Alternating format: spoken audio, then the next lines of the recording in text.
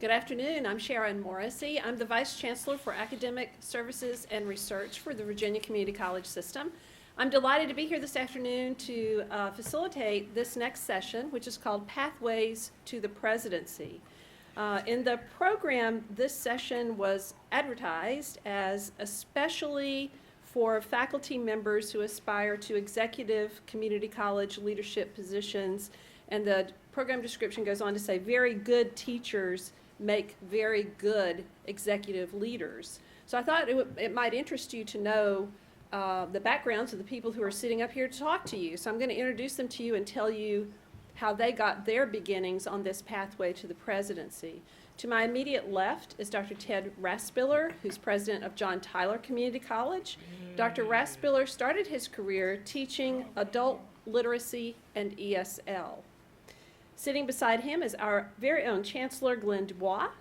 Dr. DuBois began his pathway to the presidency teaching criminal justice. Sitting to his left is Dr. Linda Thomas Glover, president at Eastern Shore Community College.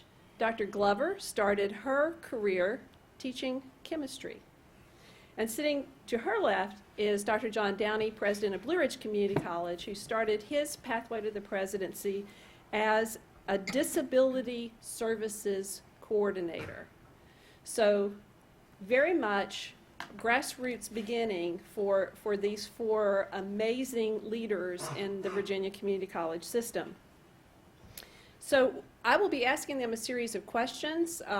They've promised to be brief in their responses so that we will have time at the end of the session for question and answer.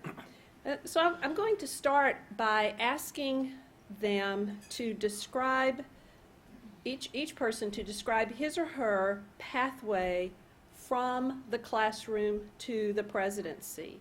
And in answering that question, I want them also to talk about when they made the decision that they wanted to be college presidents and what caused them to make that decision. Because somewhere along the way, there was a spark, and I want them to talk about that moment. Dr. Raspiller, would you start for us, please? Sure, thank you. Somehow brief and me don't always go together, but I guess it'll be my version of brief. My pathway was as Sharon described. I started out teaching just a couple nights a week in an adult basic ed program in my hometown, Royal, Illinois. And I fell in love with teaching. And I'm still in love with teaching. And I still consider myself a teacher, and that's what compels me every day. And so my pathway is kind of atypical. I got into this adult ed idea and fell in love. I come from a family of K-12 teachers. Both my sisters, my parents, grandparents. I'm a third generation educator. None of them had ever, I'm the first one that's ever been in administration. And so I feel like I should say that I really fell into administration and then fell up the ladder, if you will. Because when I started doing this, it's just really this simple. I was teaching literacy. We got a contract with Caterpillar Tractor in Aurora, Illinois, to teach math out on the front line, 3 shifts of math, and it was they wanted the men and women of the floor, mostly men at that time, needed to learn math so they could get robotics training, right? Okay, well, we'll get Ted. He'd be good at that. So I went out there to teach, and they said, we need somebody that can coordinate this evening program.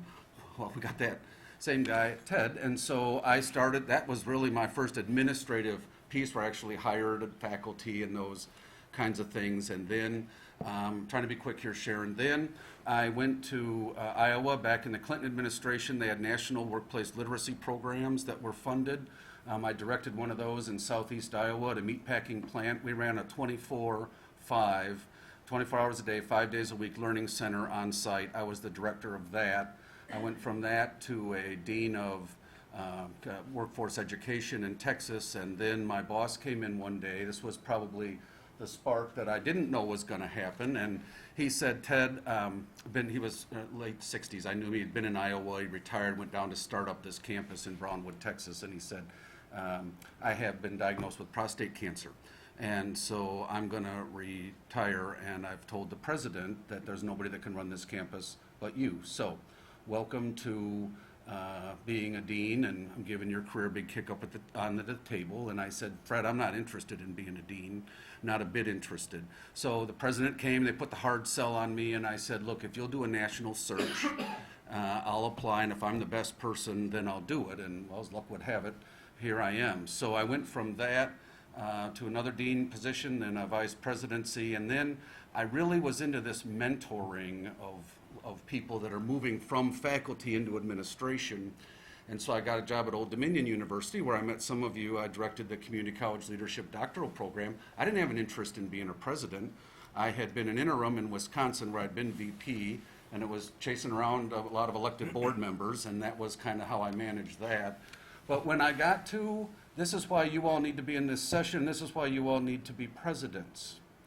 When I got to Old Dominion, all of a sudden, community colleges had been put into the big spotlight, and they were starting to talk about this notion of workforce development and how all of a sudden it wasn't natural resources bringing us out of a recession, it was human resources, and we got to get people trained, and the only facility that's really by design to do that is us. And so I did that, and I thought I was going to mentor students there into leadership roles, and realized you can do that in a presidency. And I had discovered a presidency where you didn't have elected board members that you had to spend time with. You had a chancellor, so that compelled me. I then went back to Texas just to get back into the administration ring, and then I got here as quickly as I could. So.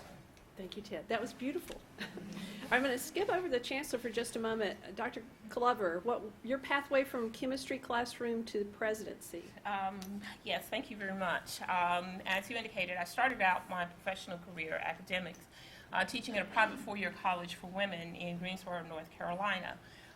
This institution was open-door admissions, and as a faculty member who taught chemistry, and I did the full array of chemistry since we were a two-person shop, I quickly discovered that my students had issues with math. They didn't have the appropriate levels of math behind them to be successful in classes. And I'll be honest with you, I kind of lost sleep at night about this, of how am I supposed to take these students and take them where they need to be. Well, in the meantime, I also got a position as an adjunct faculty member at our local community college. And they had a full developmental education program. And I thought, this is what's missing where I am.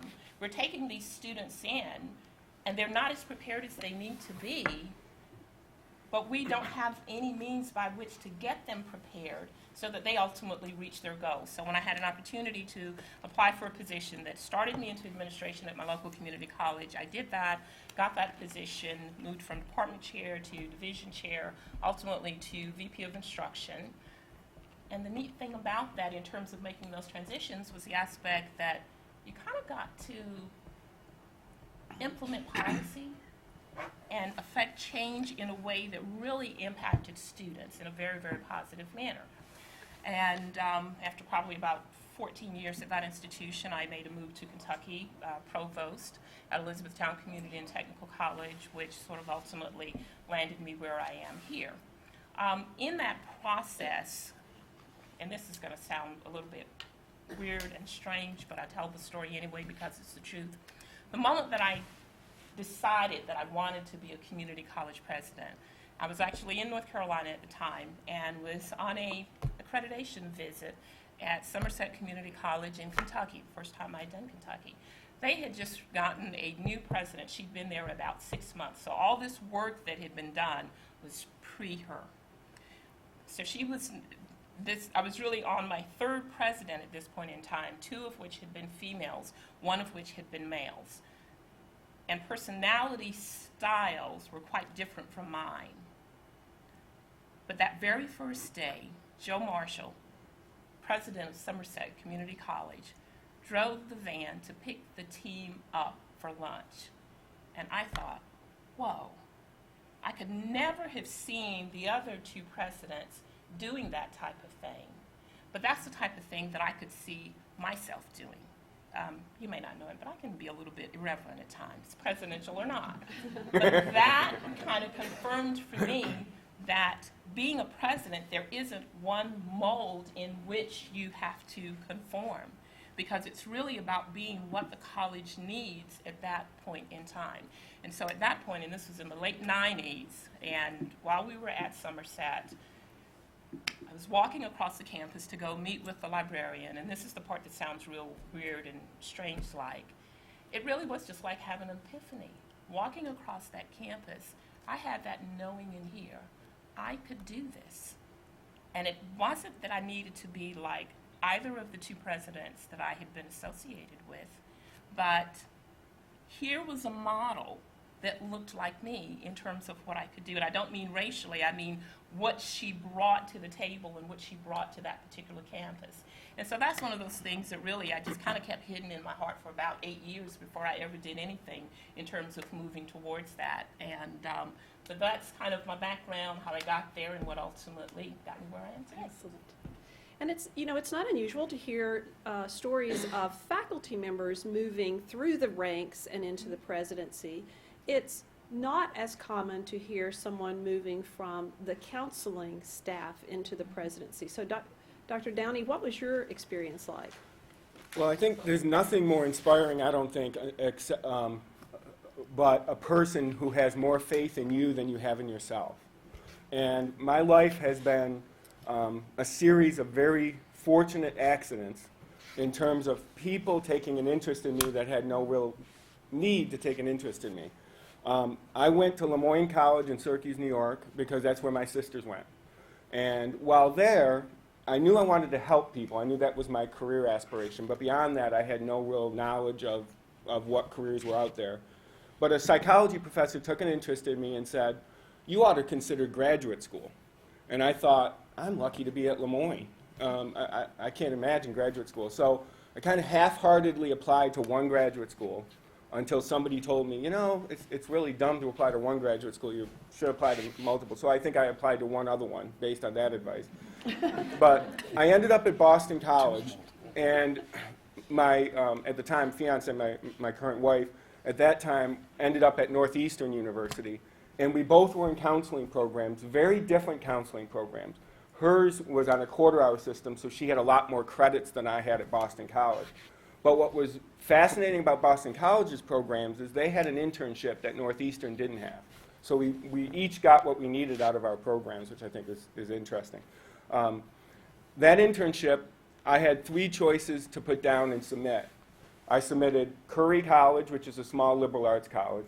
My first choice was Boston University, because I knew I wanted to work with college students. And my third choice was Bunker Hill Community College, because I didn't know what the heck they were, but it sounded like if the other 2 didn't work out, I'd go there.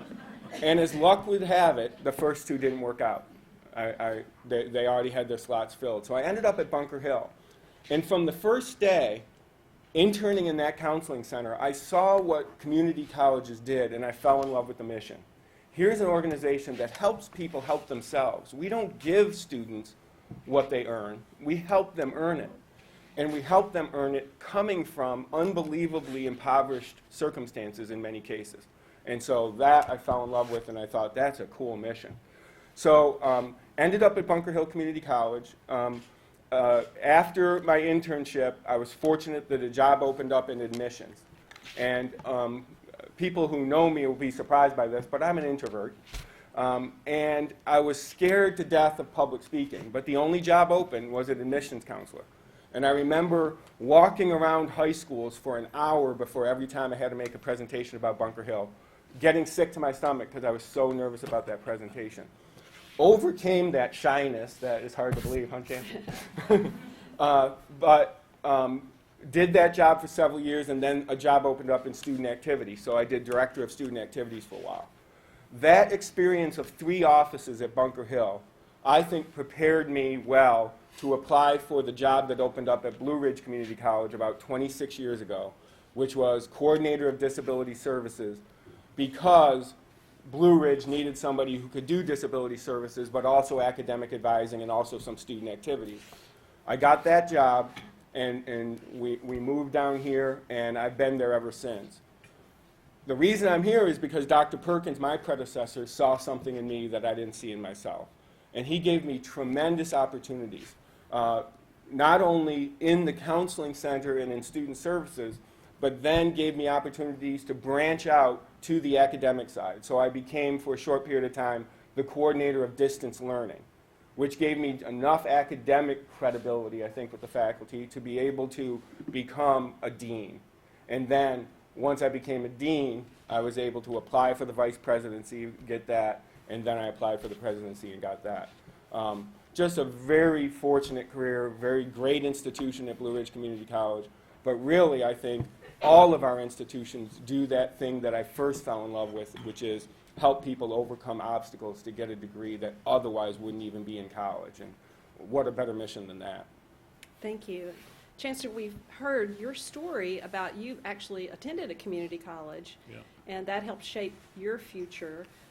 Tell us, you know, you've grown into this position of great power and responsibility. You are the CEO of one of the best community college systems in the country. You're highly respected nationwide. So how do you go from being the student at the community college to teaching at a community college to being the chancellor of the Virginia Community College system? I haven't figured it out yet. I need to close two loops. So, Ted, I thought you were going to say I was your inspiration for coming to Virginia from Texas, but we'll talk at the bar a little bit later. Yes, we will. And his exit interview. And let me,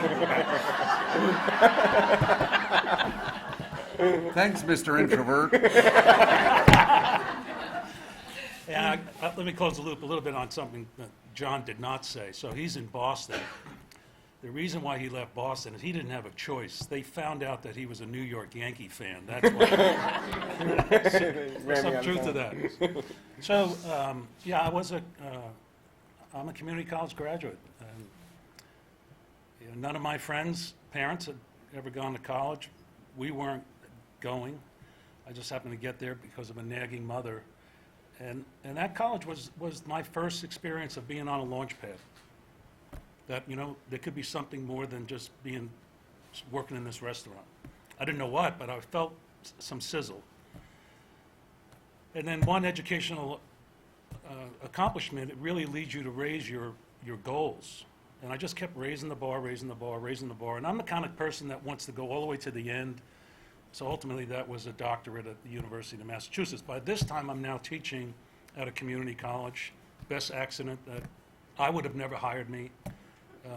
They did. I did it for 10 years, and I was told I was very, very good at it, and I loved it. My 10th year, I finished my doctoral degree. I'm now married, and I now have a child, and there's opportunity. I came from a very not middle class, but working class family, where a paycheck was a big deal. Just to have a paycheck. And I had this currency now called a doctoral degree, and that put me in a different league of opportunity, right? So chance favors the prepared mind. You can't control chance, but you can get prepared to see what comes along. So if I didn't have that doctorate, in fact, my big advice to faculty members that are interested in moving up, you get that doctorate. You got to get that doctorate. And I had it. And I applied for this dean position at a college that you cannot find on the map. It's called Genesee Community College, in between Buffalo and Rochester, New York. And that was very significant. I didn't know how significant it was until I got there. But my faculty friends at North Shore Community College said, "Glenn, what the hell are you doing? You're going over to the dark side, Don't you know that good teachers make terrible administrators?" I said, "Oh my God, no, really? I signed the contract. I'm going."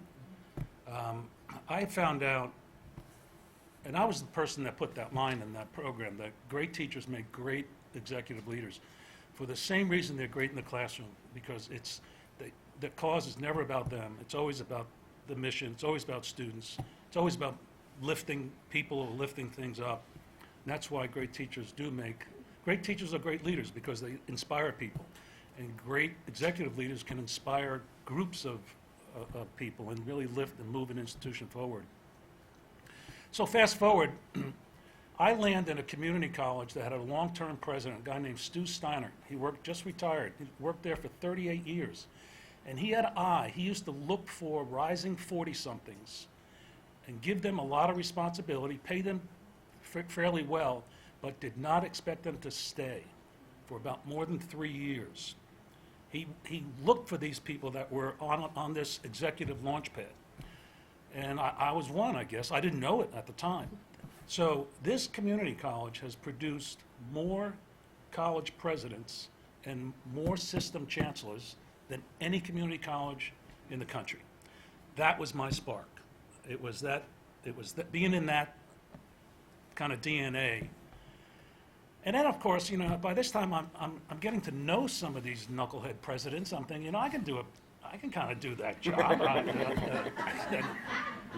And so consequently, here's something that very few of you know.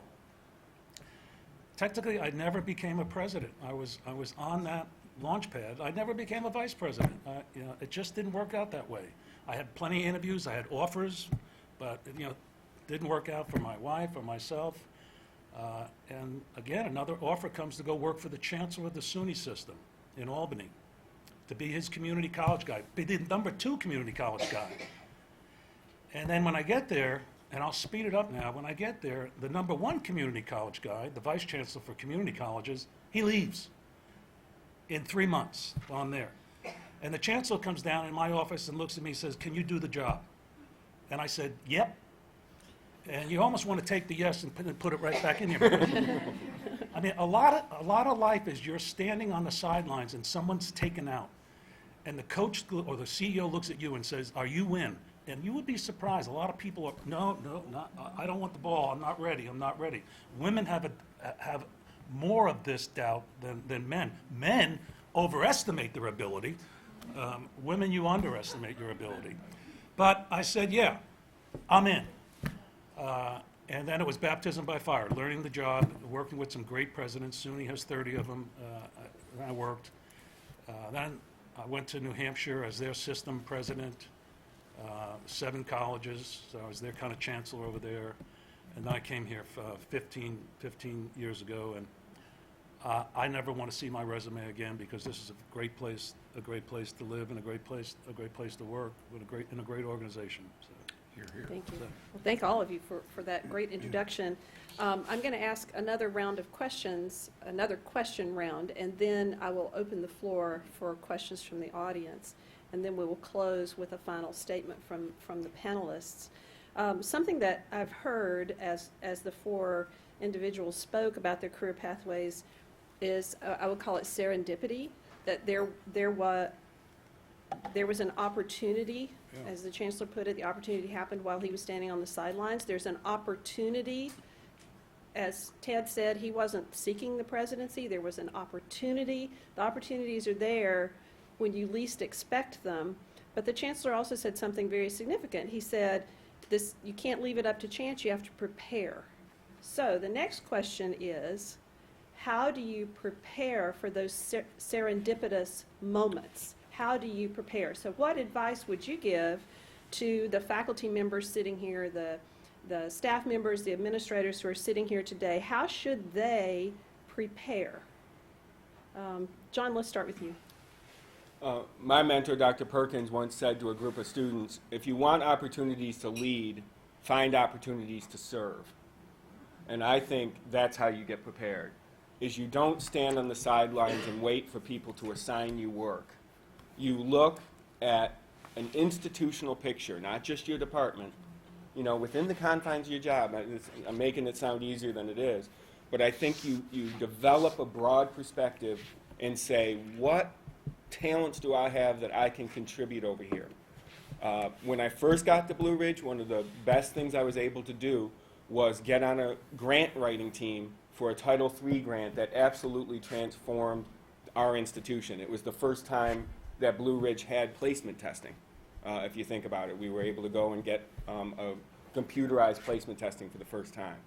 Without that grant, we would have been another 10 years getting that. I did that over the objections of my boss, who kind of fortunately, was doing her dissertation that year and was off doing that dissertation. She thought I should be in the office working with students, and I had other people in the office who thought I should be in the office working with students. I tried to balance that, but you can't always balance that really well. You have to do what the institution needs you to do, and you have to be broad-minded about that and not narrowly focused on your own self-interest or your own interest of the department. So that's how I think you stay prepared. Excellent. Linda? I say first, stay true to your passion. If your passion is truly about student success and that's your driver, then your senses will be sharpened around opportunities that will actually lay before you. And that's the point at which you volunteer to be involved as opposed to waiting to be what I call voluntold. Because that aspect of the leader within you focusing in, just like a missile, zeroing in on how do we make our students successful is going to be very, very critical. And a part of that preparing, again, is to become what I call a yes person, which doesn't mean that you take everything in the world that is put at your feet. But one of the best things that ever happened to me was very, very early on in my career. Walking down the hallway, the dean said to me, and I was the department chair at that time, "Come here, I have something that I think would be great for you." And what was it? It was getting involved with SACS and SACS CLC and accreditation. The first experience was so miserable, I swore I'd never do it again. However, I'm now on the executive board, but in that process of being open to something new that I had never done, I found myself, I won't say how many years later, prepared to handle a situation when my institution was in trouble around accreditation issues. So taking advantage of those opportunities, and by all means, things around budget and things around accreditation, if you're thinking that route, jump on every opportunity that possibly comes in front of you. Excellent. Ted? This is sage advice you just heard. I'm going to talk about just a little bit different framework of timing. And I want you to think about that maybe like this. Sorry, every once in a while the graduate professor goes on, the hat goes on. There are things that you learn at every rung on your career ladder, right? So as a dean, I always say, deans, you got to have mastery of management. You got to be able to manage people, projects, budgets. That's middle management stuff you learn.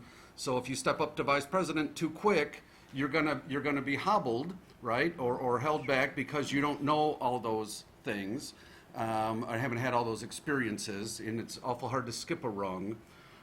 It's the same thing when you move up to the presidency. If you've had a vice presidency where you've worked on the visioning a little bit, you've worked on some things relative to the strategic plan. So by that same token, so you don't want to be too quick, but you don't want to be too slow either. And I will always say, probably the number one thing that I hear about people when they're talking about being a president is, I haven't done a lot of fundraising.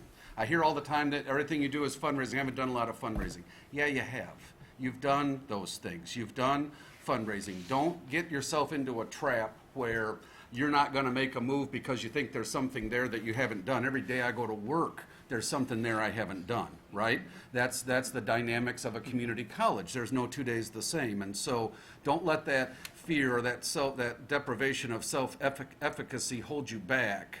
That should compel you, and take advantage in your graduate programs with internships and job shadowing as best you can. Same thing on the job when you're looking for the opportunities. And I've got several all along the chain that I think are working their way up. We'll try to get them involved in some of the good things and some of the challenging things, right?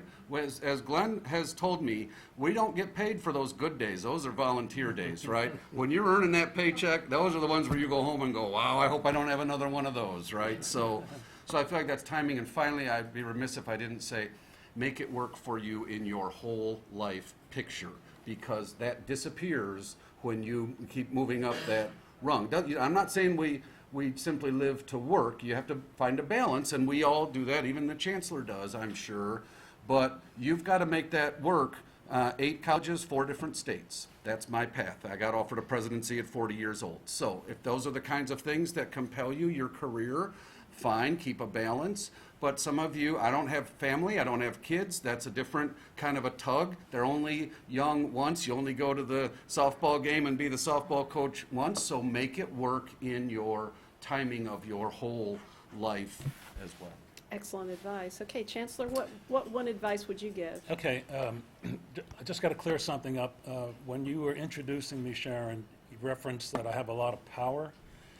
You know, I do. I have a lot of authority, but you never lead with power. You're not. That's not how you lead. You really build coalitions. You build support. You get people excited about a vision, about a goal. You don't use power. So here's some things that I'm thinking about that to offer maybe some guidance.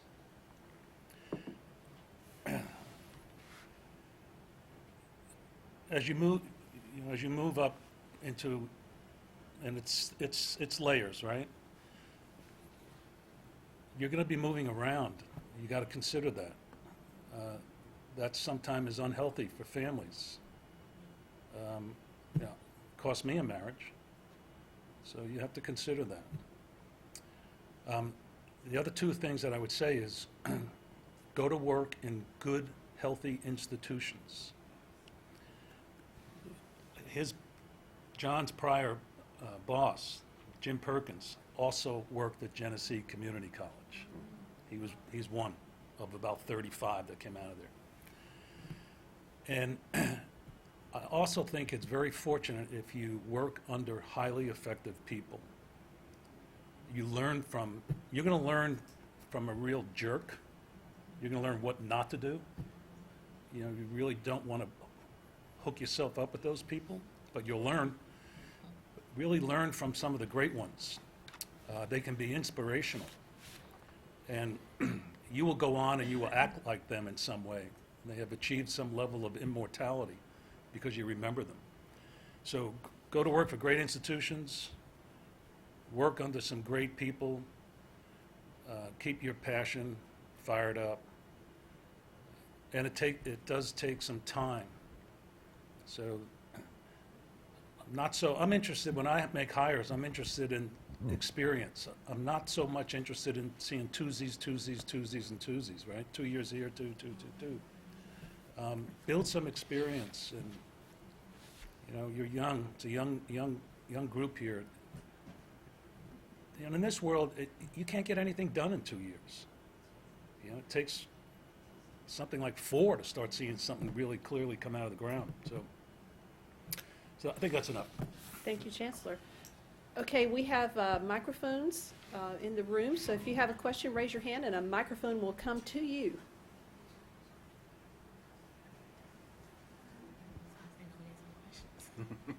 If you would identify yourself in the college you're with. Hi, Jeannie Hopkins, Tidewater. My question is, like you said, a lot of times you're not the one that wants to go into administration. Somebody has more of a feel for you, like you said, well.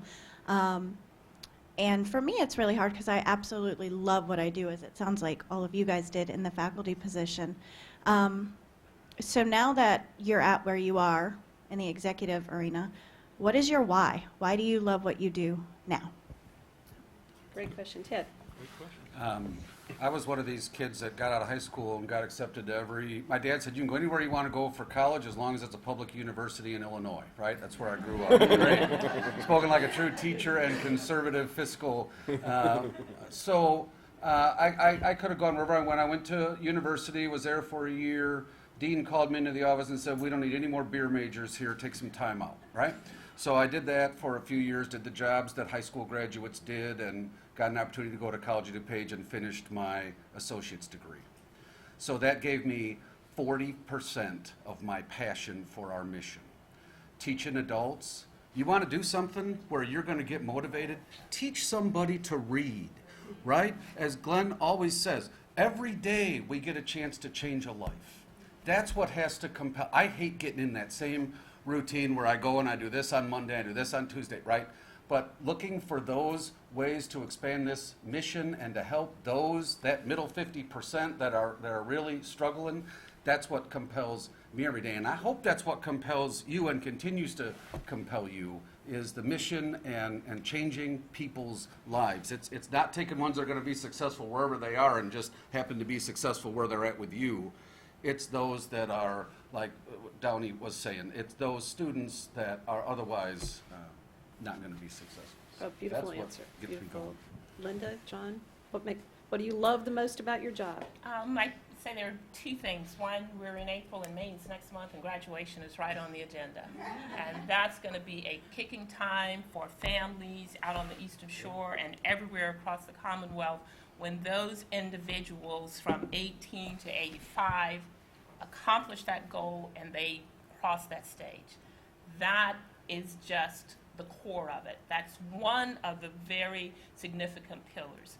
The other, and I know she's going to get me for this, but this young lady who's standing right here with the mic, Kim Gruey, is one of my former employees who's now at Northern Virginia Community College.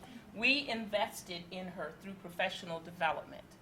And while some people get upset if employees leave and go elsewhere, I feel good that someone wants to come and take someone from Eastern Shore Community College, because that's making a statement that we are investing in our employees, investing in our institution, and investing in my community. And so that's my big driver. Those are my two big drivers.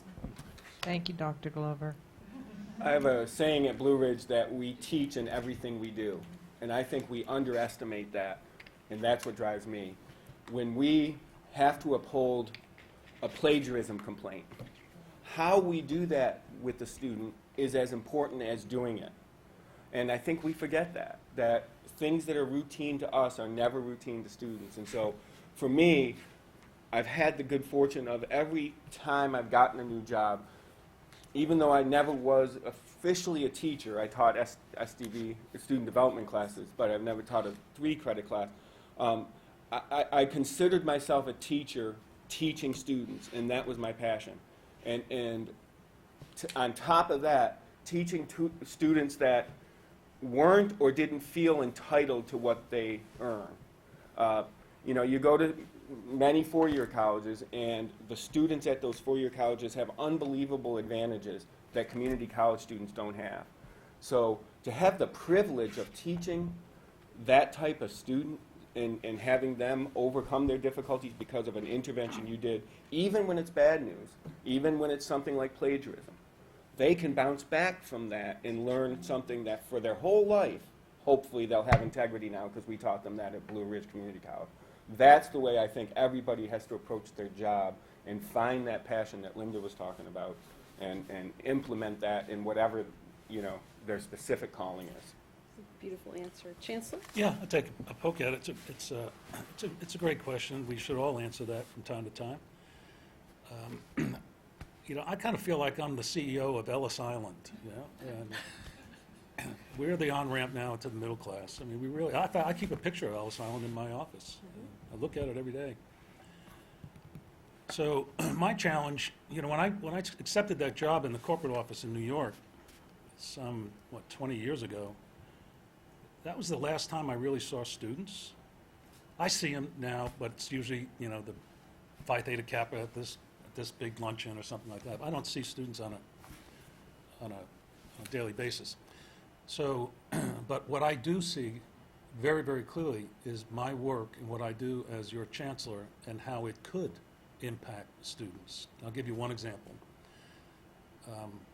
I told Sharon I need Sharon to get all of her academic staff together because I haven't really been with them too much the past year and a half because I've been totally focused the past year and a half on getting a workforce funding formula established in the code so we can help students get into non-degree pathways that lead to middle-class jobs. That was a big ask of a conservative legislature, and we did it. And it's the first time in 50 years. And they plopped down $20 million. And now I'm thinking, how many more thousands of people can we help? How many more students that you have in your classes that shouldn't be, because they're never going to make it on a 4, 5, or 6-year pathway, that need to be in these certification pathways and get that job and then come back later, because about a third of them do, and get that degree. So it's all about student success, whether it's on the academic side, and I didn't totally ignore Sharon for the past year and a half, but I just told them that, this was my exact words, I said, now that I've got this over the goal line, they're going to get my complete loving attention now. So to me, it's all about really student success, not just in the academic pathway, but now the non-degree pathway. So. Yeah, we were not running rampant, Chancellor, I can assure you of that. Sharon, we have one more question. One other question from the and, audience. And we have 5 more minutes before Thank the you. end of the session. Good afternoon. I love hearing that each of you, in your own way, was driven by the mission of the community college. Sure. And I love, John, when you spoke to that even the student who has had a horrible thing on the record can turn that around. And it strikes me that even though you're not called faculty now, you're still in the job of educating, but most of all encouraging the heart. So how do you all find opportunities to encourage the heart of faculty, encourage the heart of your staff and your students? So let's ask one person to take that in the interest of time. Who would like to take it? Encouraging the heart of faculty. I'll take it. It's nice to get a pay raise every now and then, right? So we pushed, and that's going to happen. But what happens here that I think really helps develop that heart that doesn't exist in any other place that I've been is what we're doing today in this conference and what we do in professional development. What I found real striking my first year here, and it's just even deeper, is if I ask you, what do you do? You're going to tell me, well, I'm a faculty member at John Tyler Community College, but I also belong to the VCCS, and I believe that there's this kind of immediate identity with your college, and then there's this larger organization that's wonderful because we collaborate and we've got national awards for our professional development, and it's not just New Horizons. I mean, we do so much every month at the executive leadership, nursing faculty, librarians, you name it, all this peer grouping, and I think that breeds this this passion, this heart, the imagination, the risk taking, and I'll end with this. Even in the Great Recession, when we're really cutting budgets, we never ever cut the professional development budgets. In fact, always look to try to increase them because it's a magical sauce, I think, for this organization. So I'll stop Thank you, there. Chancellor. Okay, I'm going to ask you one last question. I think this will be a softball question. So take about 20 seconds. What is the most important thing that a president must do well? John? Demonstrate that you love what you do in order to be a model to everyone. Linda? I'd adding to what he said, listen and really hear what's going on your campus. Very good. I'll add, both of those statements are very, very important. Ultimately, the CEO has to set the right priorities. For me, that's complete 2021, and hire the right leaders, and then get out of the way. I agree with all that, and I would just add one word: patience. Right? Because here's what's going to happen.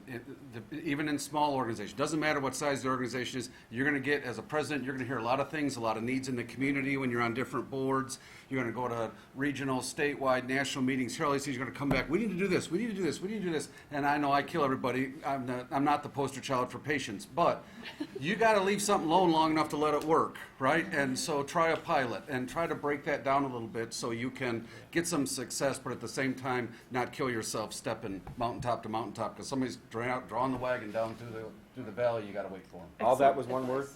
That was one word. No. Now see, Mr. Introvert.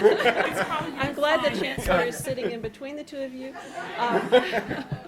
That's how much Ladies fun and we have at gentlemen, ACOP, right? please- Y'all think we please- just think of great thoughts. Please join We me in pick on each thanking other. our esteemed panel today.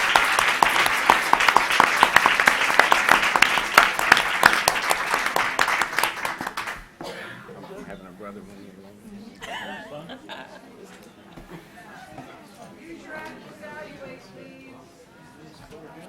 alone.